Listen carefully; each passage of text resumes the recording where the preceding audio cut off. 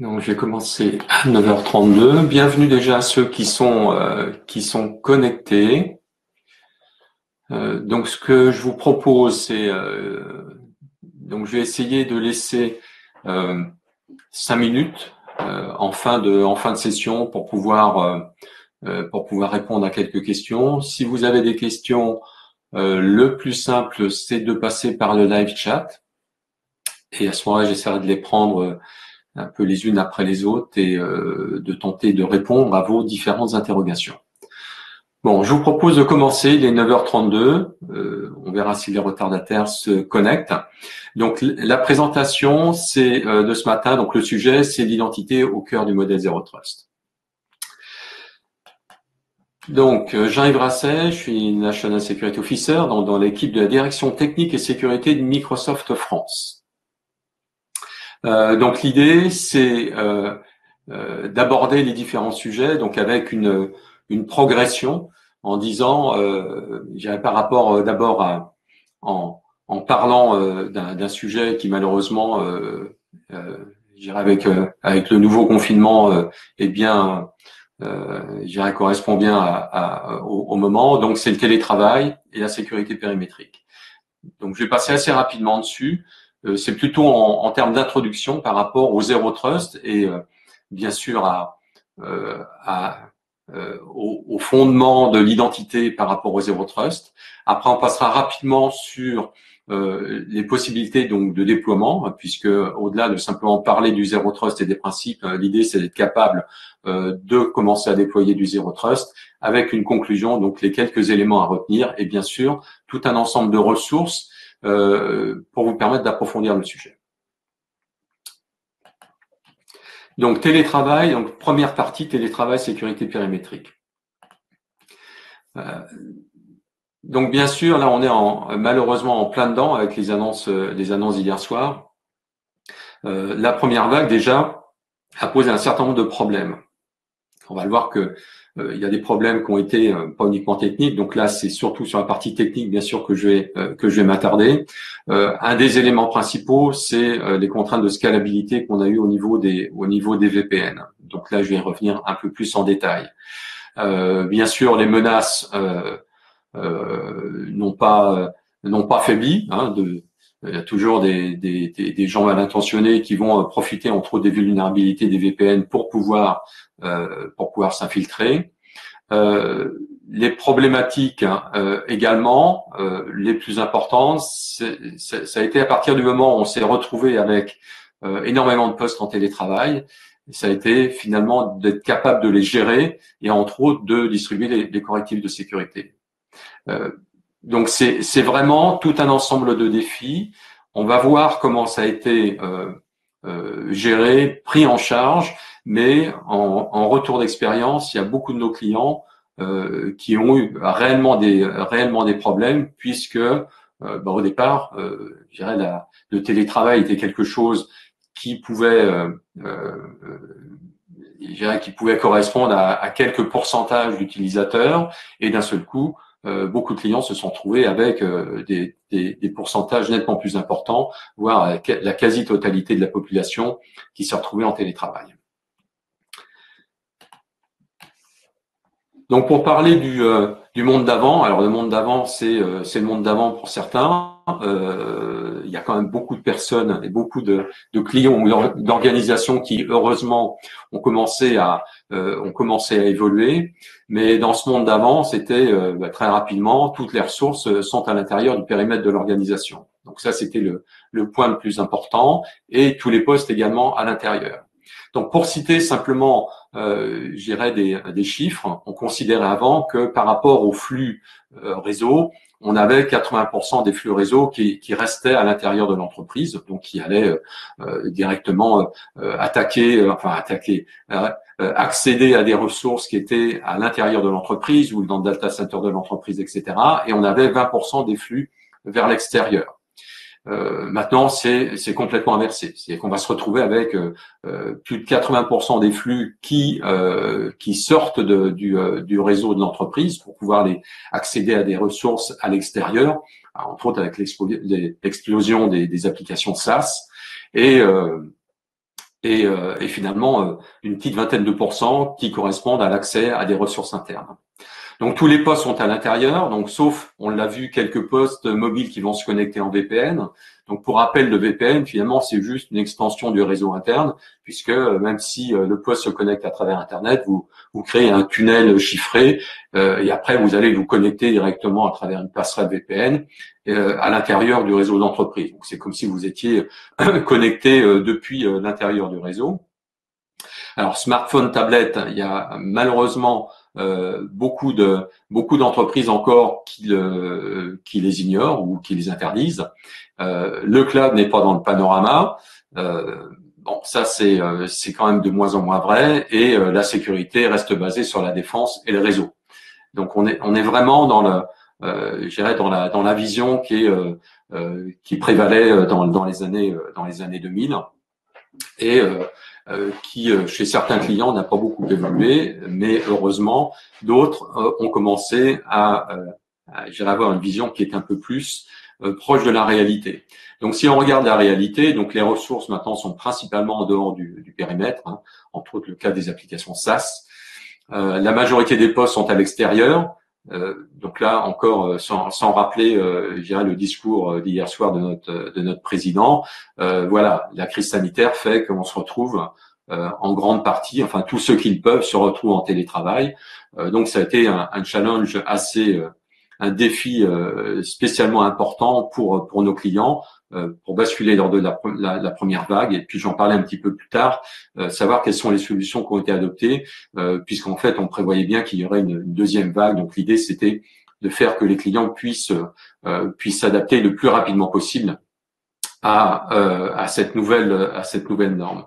Donc les smartphones, les tablettes existent, hein, bien sûr, même si des fois c'est pas autorisé, mais l'idée c'est bien d'être capable de les gérer, hein, entre autres en termes de politique de sécurité. Donc le cloud est adopté par la plus grande partie, par presque toutes les entreprises, hein, et donc il y a effectivement quelques avantages, hein, il y a quand même de plus en plus d'entreprises maintenant qui ont basculé sur le cloud public. Et enfin, on voit bien que la sécurité périmétrique est clairement mise en défaut, donc avec une volonté de revoir la copie. Donc maintenant, quelles ont été les conséquences? Principalement, c'était la saturation des infrastructures VPN. Tout simplement parce que quand vous avez quelques centaines de postes qui se connectent logiquement au VPN et que d'un seul coup vous avez plusieurs dizaines de milliers, vous imaginez bien que toute l'infrastructure VPN en fait ne va pas tenir le coup. Donc vos infrastructures, vos passerelles VPN vont être très rapidement saturées. Ça veut dire quoi en conséquence immédiate? C'est que l'expérience utilisateur est complètement dégradée. C'est-à-dire vous pouvez carrément avoir des utilisateurs qui soient pas en mesure de se connecter, ou alors avec des temps de réponse absolument déplorables. Hein, quand vous voulez faire de la collaboration, si vous voulez accéder à des documents qui vont être sur votre SharePoint ou votre OneDrive, si tout passe par le VPN, forcément, avec une bande passante qui va être répartie sur plusieurs milliers ou dizaines de milliers d'utilisateurs, ça va vous poser un problème. Donc, en termes d'outils de collaboration, en plus, c'est un peu la double peine, puisque toutes les réunions maintenant se font à distance. Donc, ça veut dire que visioconférence, c'est quoi? C'est encore plus de bandes passantes demandées, c'est en plus des flux temps réel.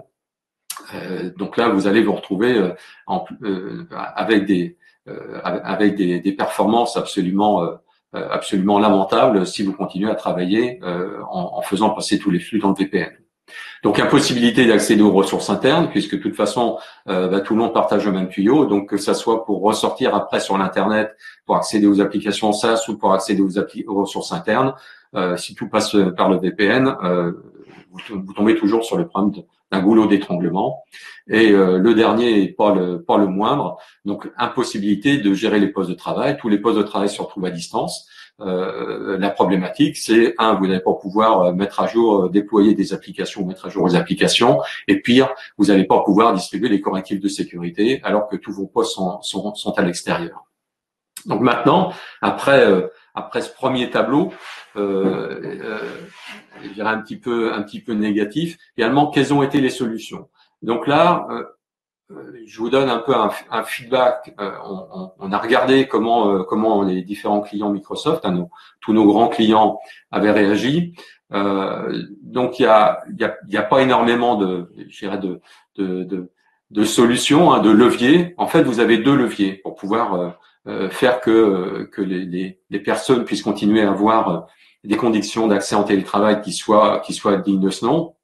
C'est soit vous mettez à jour vos infrastructures VPN, donc vous commandez plein de hardware pour multiplier les passerelles, et puis voilà. Donc c'est bien. Par contre c'est quelque chose une solution qui va être très coûteuse. Et il faut quand même le temps de les déployer, et on reste toujours dans cette vision purement périmétrique où tous les postes se connectent en VPN sur le réseau d'entreprise.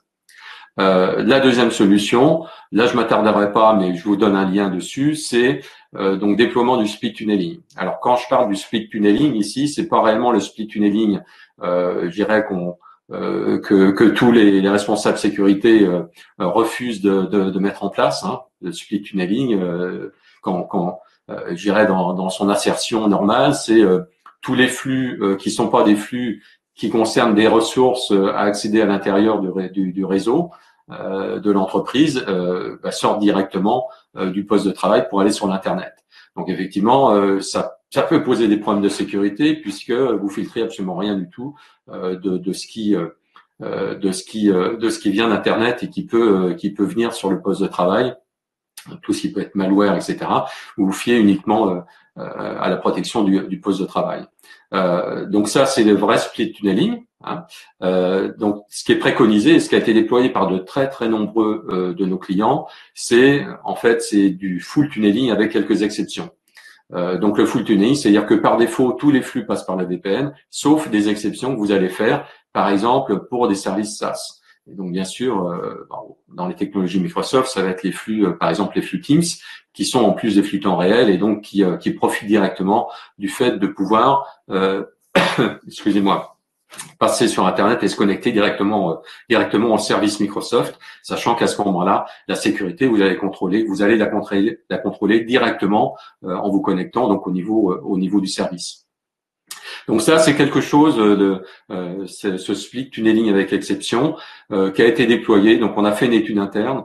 On a à peu près plus de 70% des clients qui ont mis en place le split tunneling pour pouvoir justement faire face aux problématiques de télétravail. Le deuxième point, c'est adapter les infrastructures de gestion des postes. Donc être capable finalement de mettre à disposition depuis l'Internet, donc en connexion visible depuis l'Internet, les systèmes de mise à jour et de gestion des postes. Donc si vous avez déployé par exemple chez vous Configuration Manager, le moyen le plus simple, c'est de mettre en place donc des passerelles qui vous permettent de rendre visible directement SSM depuis l'extérieur, et donc vos postes après authentification vont être capables de se mettre à jour, y compris en termes de correctifs de sécurité. Et enfin, et non des moindres, c'est finalement revoir le modèle de sécurité en s'appuyant sur le modèle Zero Trust. Et donc là, ça me fait une transition vers la deuxième partie qui va être finalement le Zero Trust. Qu'est-ce que le Zero Trust et quel est son rapport vis-à-vis de l'identité? Une petite citation que je trouve assez intéressante. Finalement, Zero Trust, ça veut dire aucune confiance. En fait, c'est pas vraiment ne faites confiance à rien, mais c'est adopter une façon plus intelligente de faire confiance. Et on va voir comment est-ce qu'on peut effectivement essayer d'être un peu plus intelligent plutôt que de faire du oui-non. C'est j'ai pas confiance, donc tu n'as accès à rien, et sur quels critères je base le fait de pas avoir confiance, ou j'ai confiance et je te donne accès à tout. Donc l'idée, c'est d'avoir quelque chose d'un peu plus intelligent. Donc simplement, donc on va pas refaire l'historique complète du Zero Trust, mais Zero Trust, c'est pas quelque chose, c'est pas un concept qui est nouveau. je me rappelle très bien en 2004, quand j'étais encore consultant, c'était la pleine période du NAC, Network Access Control. Donc on était encore dans cette vision tout à fait périmétrique où il fallait absolument contrôler l'accès. Donc c'était du 802.1x, que ça soit pour du Wi-Fi, du filaire. Et voilà, donc on avait un poste qu'on authentifiait avec des certificats. Et puis à partir de ce moment-là, je le connais, il s'est authentifié correctement, je lui donne accès sur le réseau. Donc on était vraiment encore dans cette vision purement périmétrique, alors que le Jericho Forum avait sorti déjà un certain nombre de concepts. Bon, malheureusement, l'application, je dirais, de ces concepts et de ces principes n'était pas possible. Je dirais, les technos étaient absolument pas mûrs à l'époque. Donc après, il faut voir que le concept donc a été, enfin le terme a été inventé par le Forester et donc 2014, donc beaucoup plus récemment, il y a eu une implémentation qui a été faite au départ en interne de Google, qui implémentait déjà des principes, donc avec une vision encore très réseau. Hein. On est vraiment sur la partie donc la partie violette, c'est vraiment la manière dont le réseau a évolué en implémentant ce concept de Zero Trust Network. Microsoft en 2014 donc passe sur une vision Assume Breach, donc c'est-à-dire assumer la compromission. Ça veut dire tout simplement, le concept est simple, c'est de dire le réseau interne finalement n'est pas aussi sécurisé qu'on peut le penser. Bon, je pense que maintenant on en est réellement persuadé. L'idée c'est de dire finalement on assume qu'on pourra être compromis. Et à ce moment-là, il faut qu'on prenne en compte ça et qu'on soit en mesure de détecter et de réagir très rapidement à une compromission, justement pour éviter qu'il y ait, pour être capable de la circonscrire. 2016, c'est le contrôle d'accès conditionnel. Donc là, on va voir que c'est vraiment la brique de base hein, et qui est vraiment parmi les principes fondateurs du Zero Trust. Donc sur la partie réseau, un livre très intéressant, Zero Trust Network. Et bon, pareil, très concentré sur la partie réseau avec microsegmentation, etc. Et pour aboutir en 2019, donc sur un livre du NIST, un livre blanc que je vous conseille particulièrement, et j'en parlerai dans la prochaine planche, donc qui est sur l'architecture Zero Trust. Donc simplement, on s'aperçoit que finalement une adoption générale est compliquée. Pourquoi? Parce qu'il y a à la fois deux aspects en parallèle hein, qui sont l'aspect lié au réseau et un autre lié à l'identité. Bon, donc les succès comme c'est marqué, hein, Beyond Corp, ça a été difficilement réplicable. Sur la partie identité, il y a toujours une très forte un très fort délai d'adoption, tout simplement parce que c'est compliqué de jouer avec les référentiels d'identité. Et puis c'est quand même très associé. La sécurité l'identité reste très associée encore au réseau. Donc maintenant, donc j'ai extrait parmi les principes du Zero Trust. Donc ça, c'est un exercice qui est pas forcément très simple. C'est de ressortir un certain nombre de principes forts. Et en évitant d'en mettre une cinquantaine. Donc j'ai mis en évidence ce qui me semble être le plus important. Le premier, c'est tout simplement le fait de s'abstraire de l'endroit depuis lequel on accède. Le 4, hein, qui est peut-être le plus structurant, c'est le fait de dire qu'on va examiner dynamiquement la demande d'accès par rapport à une politique. Et on va se fier donc à la fois à l'identité du client, à l'application ou au service ciblé, et puis depuis quel type d'appareil est-ce qu'on accède, en prenant en compte donc un contexte qui va être plus étendu que simplement un simple appareil, l'endroit depuis lequel on accède. Donc, à côté, on va essayer de récupérer le maximum d'informations de contexte qui vont nous permettre justement de prendre des décisions intelligentes. Authentification, autorisation également dynamique et bien sûr examiner avant de faire la demande d'accès. Et le dernier, le 7, c'est être capable de prendre le maximum d'informations, de capter le maximum de signaux pour pouvoir prendre une décision qui soit la plus intelligente possible en fonction des politiques de sécurité qu'on aura définies. Donc si on essaie de résumer en 3 piliers, donc le premier pilier, ça sera de vérifier explicitement. Vérifier explicitement, c'est s'assurer que on peut faire confiance, mais la confiance, ça veut dire également vérifier. C'est on ne fait pas une confiance aveugle et on va vérifier à chaque demande d'accès en fonction d'un certain nombre de critères. Donc implémenter l'accès à moindre privilège. Donc ça, c'est des choses qu'on fait de longue date. Hein. L'idée, c'est réellement que l'accédant n'ait le droit d'accéder, n'ait les privilèges. N'est que les privilèges qui sont nécessaires pour pouvoir accéder à la ressource. Donc ça, alors ça peut aller au-delà de simplement un simple contrôle d'accès avec des ACL ou des choses comme ça. Ça peut être également donc pour des comptes à privilèges, par exemple des administrateurs, leur donner un privilège plus élevé, mais uniquement pendant une période de temps. Et présumer la compromission, c'est assume breach, j'en ai parlé, c'est s'assurer que le réseau interne, même s'il est compromis, on soit en mesure de détecter rapidement une compromission et d'agir également très rapidement pour éviter que ça se propage. Maintenant, si on regarde en termes de changement de stratégie sécurité, donc j'en ai parlé, hein, d'une sécurité purement périmétrique, finalement, on va se retrouver à deux piliers. Donc, à la fois à définir une architecture d'accès. Donc, c'est ce que j'ai dit dans l'élément, enfin dans la planche précédente, c'est vérifier explicitement. Et par contre, ce qui est nouveau, c'est de dire à la fois je vais le faire dynamiquement, mais à la fois je vais être capable, en fonction des éléments de contexte, de prendre des décisions qui vont être un peu plus graduelles.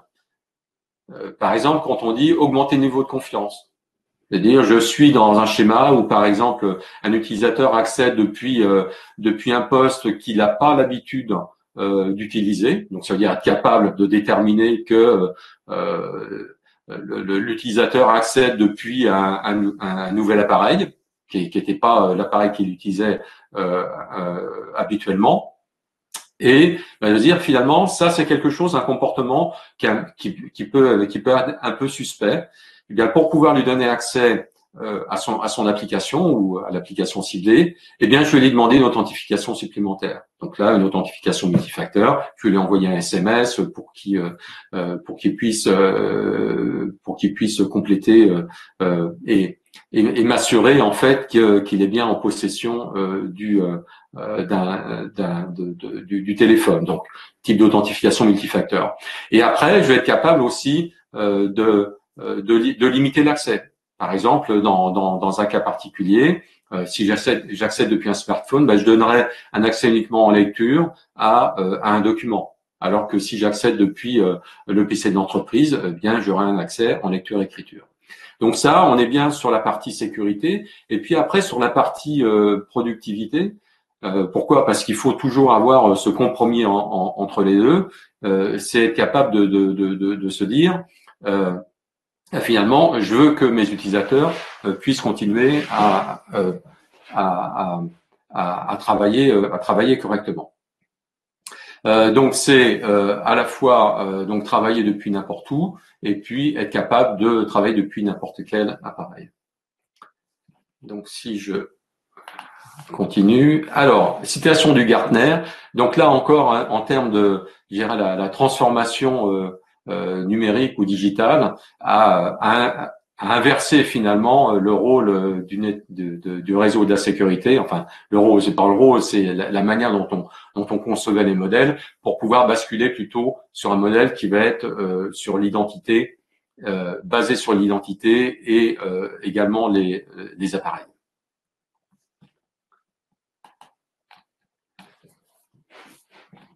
Donc, si on essaye de regarder ce fameux modèle Zero Trust et pourquoi c'est centré sur l'identité, eh bien, donc là, on va voir ce module au milieu qui va traiter la requête de connexion et qui va s'appuyer à la fois sur l'utilisateur, la localisation de l'utilisateur et un certain nombre de paramètres qui vont être utilisés à l'utilisateur, comme la force de l'authentification, qui vont prendre en compte également les aspects liés à l'appareil et l'application ciblée. Et en plus, une évaluation du risque temps réel, donc par rapport à tout un ensemble de signaux qui pourront être captés. Donc parmi ces signaux, faut être capable, par exemple, de dire bah tiens, c'est l'adresse IP qui essaye d'accéder au service, une adresse IP qui finalement est une adresse IP qui est dans une blacklist. Je vais détecter un voyage impossible. L'utilisateur accède depuis Paris et puis quelques minutes après, il accède depuis l'Asie.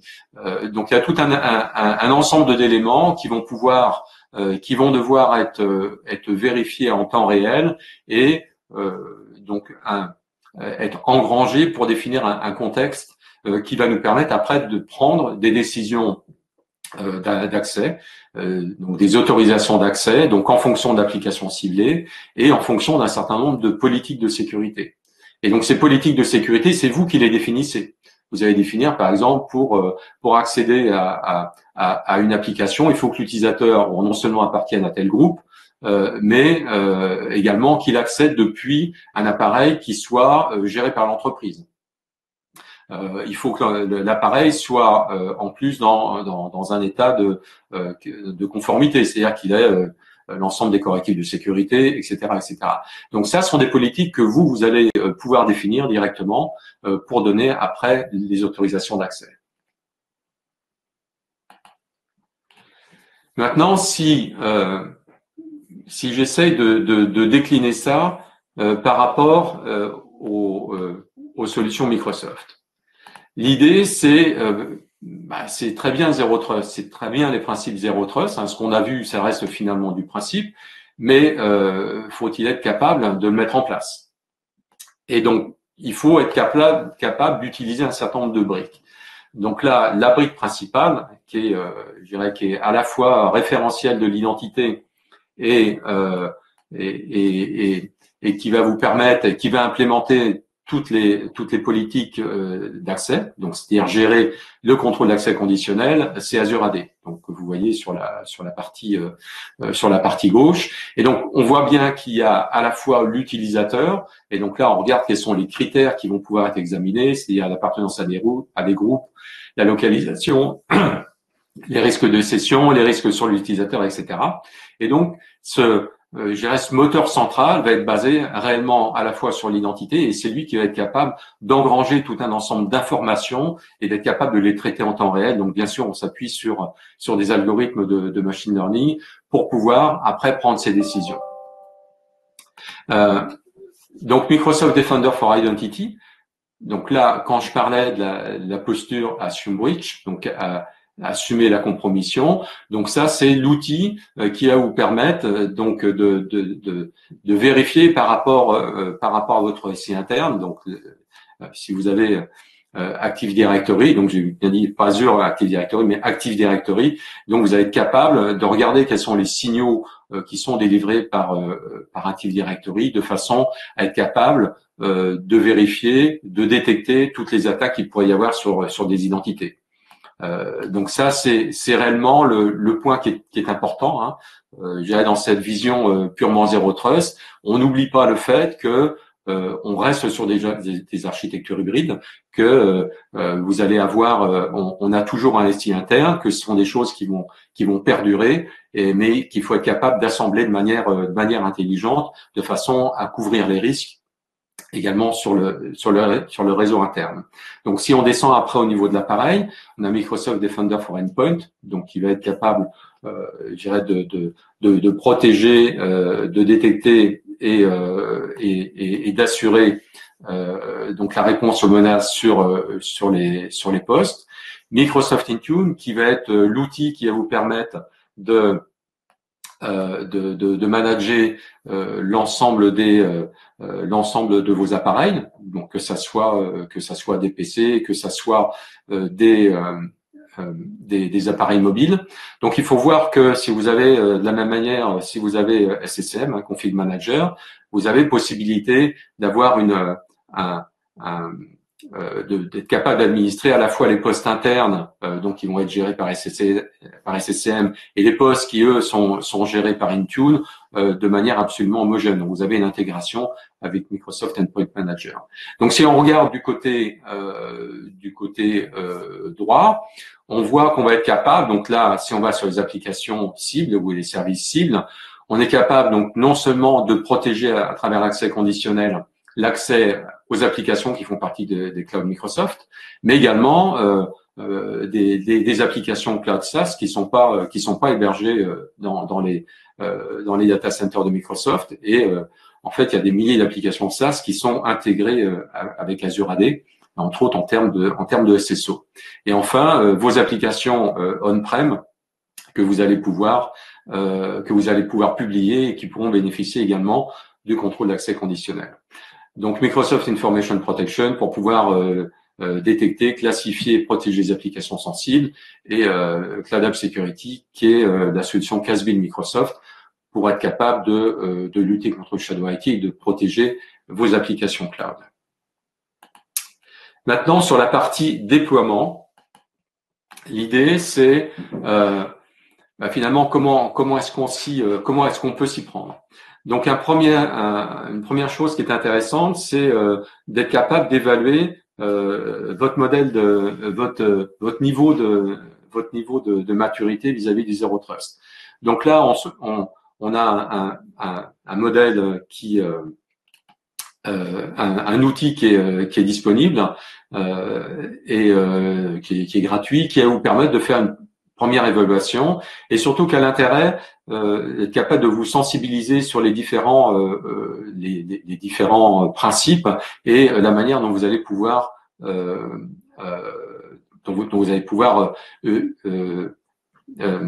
basculer, je dirais, dans un niveau un peu plus avancé. Donc il y a trois niveaux. Il y a le modèle traditionnel. Donc là, c'est vraiment on est on-prem. Hein, si vous regardez, le référentiel d'identité est on-prem. Il n'y a pas de SSO, etc. Un modèle avancé. Donc vous avez une identité cloud qui est fédérée au sens des identités. Hein, avec le système on-prem. Vous avez des politiques d'accès conditionnel, etc. Donc c'est un premier pas. Et puis après optimal. Donc l'idée, c'est à la fois de vous former et puis d'être capable de regarder quels sont les éléments forts que vous pourriez mettre en place pour pouvoir passer, je dirais, d'un niveau à un autre. Alors bien sûr, vous n'allez pas, ça va être croisé, hein, c'est-à-dire que vous allez avancer sur les identités et puis après sur les appareils, etc. Tout nécessite pas d'être je suis traditionnel et après je suis complètement avancé. Hein. Bon, c'est plutôt un outil qui va vous permettre de travailler sur les directions Zero Trust. Donc ici j'ai insisté, donc je vous ai laissé, je vous ai mis le lien. L'idée c'est que bien sûr il y a deux éléments qui sont forts, c'est l'identité qui est réellement la partie contrôle d'accès conditionnel qui est vraiment la plus importante, hein. Le device, mais il y a également les autres éléments qui sont à voir. Donc on voit sur les données, ça va être la protection de l'information, la partie infrastructure, sur la partie réseau. Donc il faut voir que Zero Trust c'est quelque chose qui va être un véritable projet. Et qui va vous permettre justement de définir quels sont les éléments qui vont vous permettre justement d'avancer le plus possible dans cette direction Zero Trust. Simplement pour revenir sur le premier sujet qui est le télétravail, ce qu'on a essayé de faire en conseillant les différents clients, c'est de dire regardez, vous mettez en place quelque chose, mais essayez d'avoir une vision qui soit à plus long terme et de vous assurer que cette première étape que vous faites avec le Zero Trust en mettant en place tout ce qui est nécessaire pour pouvoir prendre en compte le fait que votre flotte de mobiles accède depuis l'extérieur, eh bien vous soyez bien dans cette vision et vous soyez bien dans la bonne direction. Maintenant, alors c'est quelque chose qui est arrivé récemment, donc une documentation. Je vous ai laissé le lien également. Donc sur la partie déploiement. Donc là, on va retrouver les différents éléments, hein, les différents sujets dont l'identité. Allez le voir. C'est quand même, ça me semble réellement intéressant pour vous faire une idée beaucoup plus précise après de la manière dont vous pourriez mettre en place les différentes briques pour pouvoir déployer du Zero Trust. En conclusion, j'aime bien laisser quelques des éléments forts. En général, j'essaie de rester à 3. Là, il y en a 5 parce que le sujet est quand même assez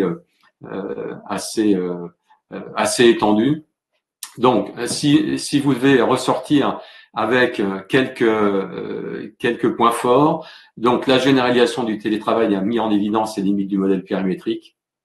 Okay, ça, je pense que ça semble relativement évident. Le modèle Zero Trust s'est adapté aux défis et menaces aujourd'hui. Donc, il vous aura pas échappé que il aura fallu quand même une quinzaine d'années pour qu'on arrive à sortir des briques et puis réellement des briques fonctionnelles pour pouvoir mettre en place ce nouveau type de modèle. L'identité, on l'a vu, était au cœur du modèle Zero Trust.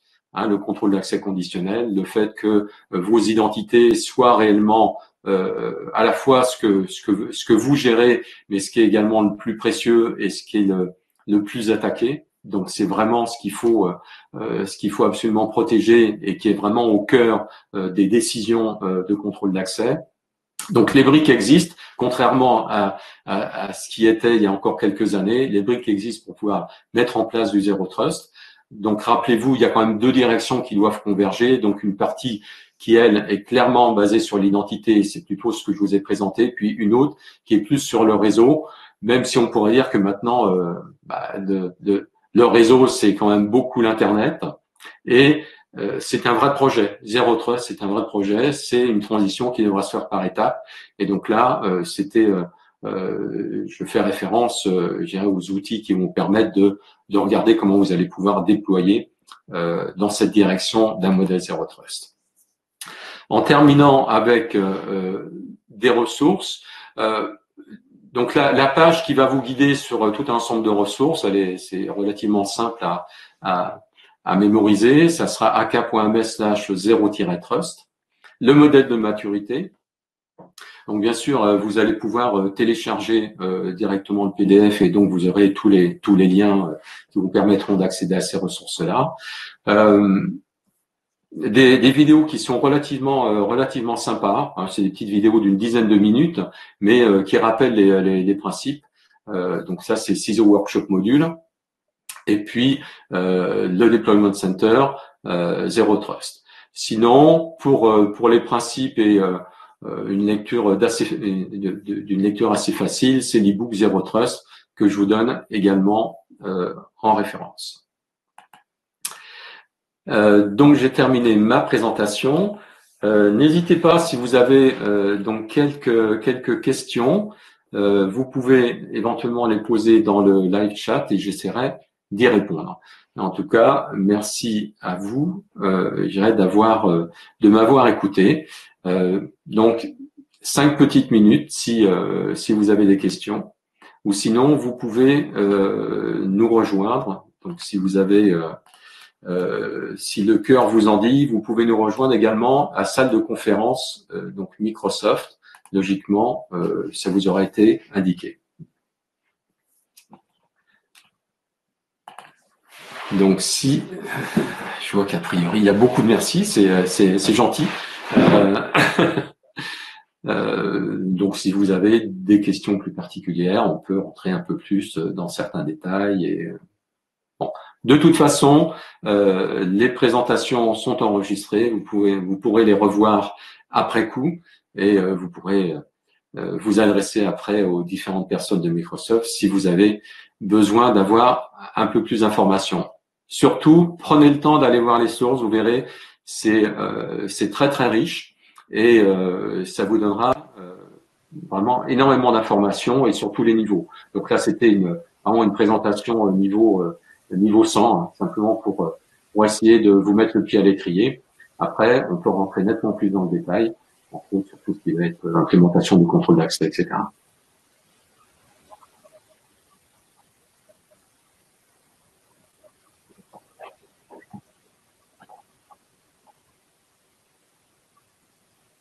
Alors, j'essaie de regarder.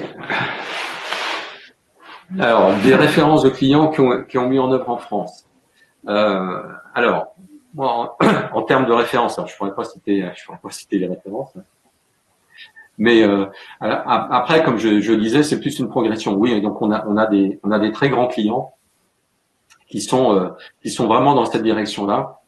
Alors, il faut savoir que on n'est pas les seuls à porter ce message Zero Trust. C'est un message qui, je dirais, qu'on porte auprès de nos grands clients, mais que beaucoup beaucoup de clients sont déjà très au courant. Alors après, dans la partie Zero Trust, vous pouvez avoir des clients qui vont, comme je vous disais, par étapes. Donc des gens qui vont aller sur une étape plutôt basée au départ sur l'identité. Il y en a beaucoup qui ont déjà mis en place énormément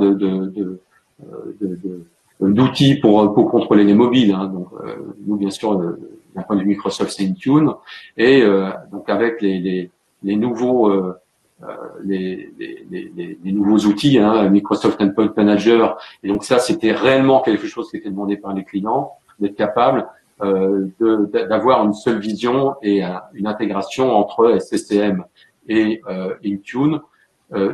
Donc on a beaucoup de clients qui ont avancé sur un grand nombre justement de briques que maintenant on intègre sous la vision Zero Trust. Donc vous avez donc nous, quand on travaille chez certains clients, on essaie justement d'avoir de voir ce niveau de maturité et de voir quels sont les éléments qui permettent d'aller plus sur le contrôle d'accès conditionnel. Il faut voir que le contrôle d'accès conditionnel, c'est quelque chose qui est sorti en 2016, donc que les clients déjà utilisent beaucoup. Donc c'est quand même la brique de base du Zero Trust. Donc c'est vraiment chapeau. Donc c'est pas simplement parce que vous mettez en place de politiques que vous faites complètement du Zero Trust, mais c'est quand même le point qui est réellement important. Donc c'est d'avoir cette relation entre Azure Active Directory, la synchronisation avec l'AD, et d'être capable de travailler finalement avec une identité composite. Donc oui, il y a beaucoup de clients qui sont dans cette démarche-là et qui ont déjà franchi les premières étapes. Alors, le Zero Trust Maturity Model est un assessment déclaratif. Oui, absolument. Vous allez pas, on va pas aller se connecter chez vous pour pouvoir vérifier que ce que vous dites est correct. C'est un outil purement déclaratif. Je dirais c'est un côté didactique qui est plutôt intéressant. Ça vous permet de découvrir quelles sont les différentes briques et puis de regarder finalement à quel niveau est-ce que vous en êtes. Donc non, c'est purement déclaratif. Bon, écoutez, 10h14, je vous remercie tous. J'espère que ça vous aura intéressé et n'hésitez pas si vous voulez continuer. Donc, je serai disponible encore quelques temps sur le lien Microsoft.